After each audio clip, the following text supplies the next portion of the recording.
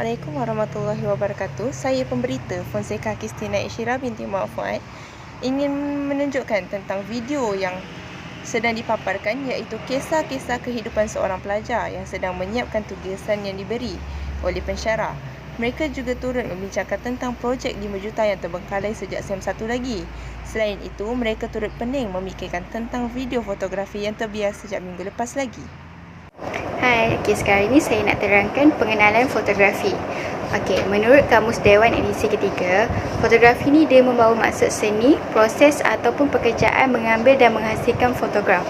Fotografi ni dari gabungan seni dalam memaparkan imej yang peka terhadap cahaya. Dari segi seni pula, ianya menggabungkan warna latar belakang dengan objek yang diambil. Cahaya dan ekspresi manipulasi warna amat penting dalam menghasilkan gambar yang profesional.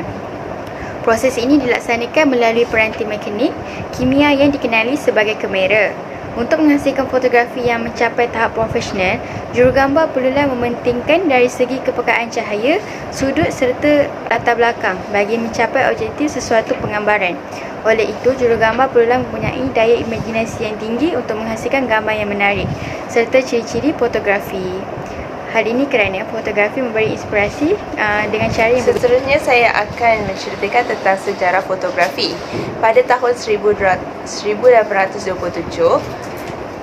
Joseph Nicolas, seorang pencipta dari Perancis, telah menghasilkan gambar foto yang pertama dengan menggunakan kamera obskura untuk mengumpul cahaya ke atas kepingan logam yang dilapisi bahan sensitif kepada cahaya yang dinamakan bitumen.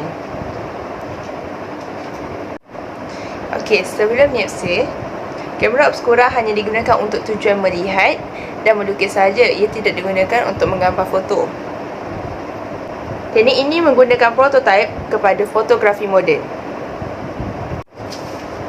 Kemudian, untuk mencipta kaedah baru yang dinamakan daguerreotype, ianya melibatkan penggunaan dermaga peralatan oleh Louis yang dilapisi perak. Bahagian perak disapu.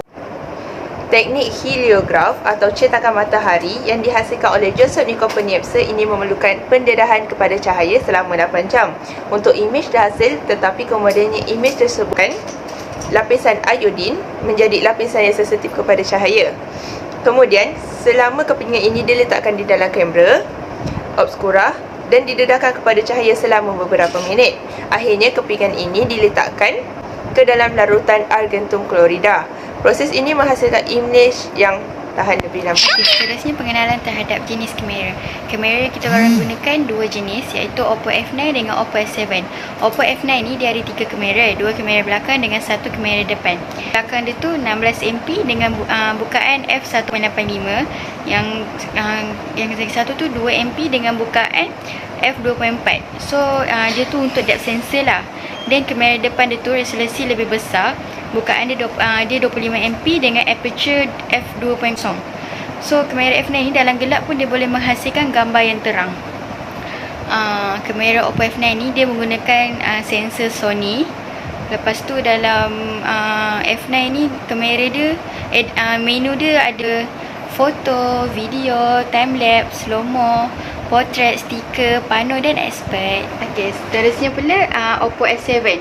Oppo S7 ni dia berkualiti tinggi tau. Dia 25 megapiksel. Lepas tu sensor dia guna HDR Sony. Dia ada aperture f2.0. So tapi kamera belakang dia pula 16MP. Lepas tu sensor HDR aperture f1.8. Video dia punya kualiti 1.08 dan 720 piksel. Itu kira tinggi untuk F7 lah. Mari kita tengok kamera dia.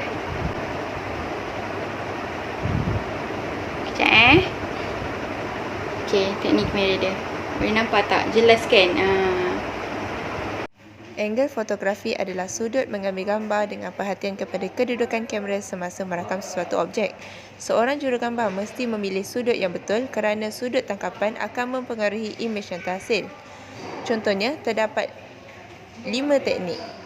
Teknik yang pertama ialah sudut rendah. Sudut rendah ialah penangkapan gambar dari posisi lebih rendah daripada objek yang diambil. Kedudukan kamera akan sentiasa dicondongkan ke atas.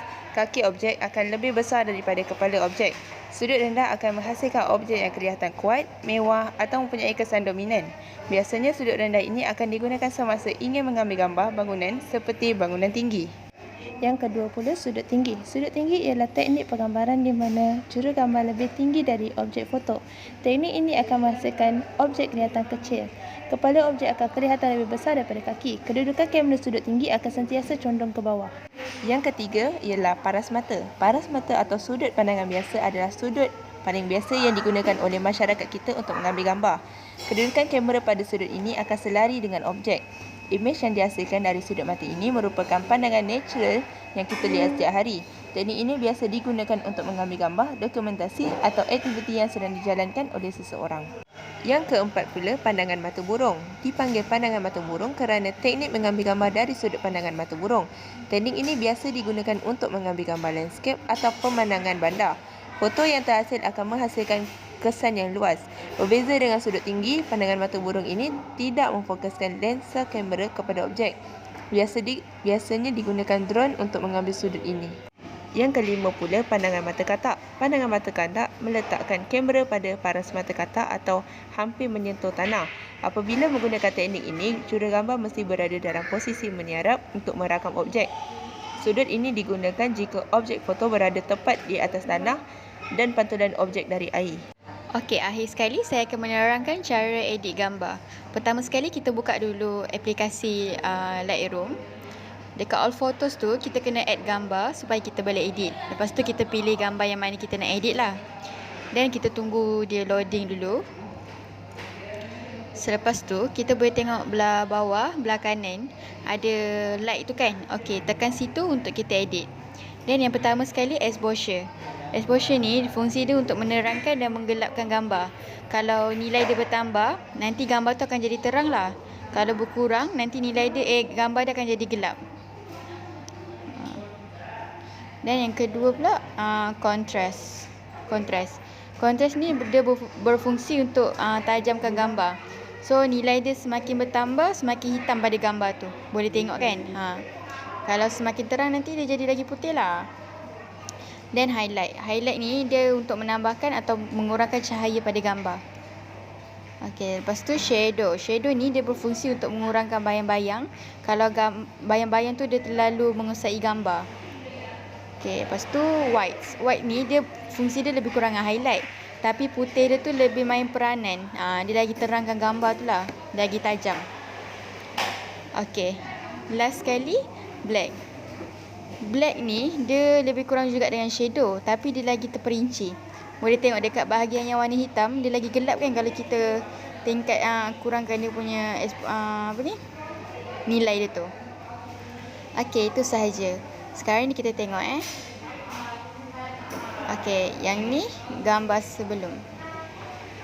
Ni gambar sebelum. Dan yang ini selepas. Sekian, terima kasih. Itu sahaja daripada kami. Bye.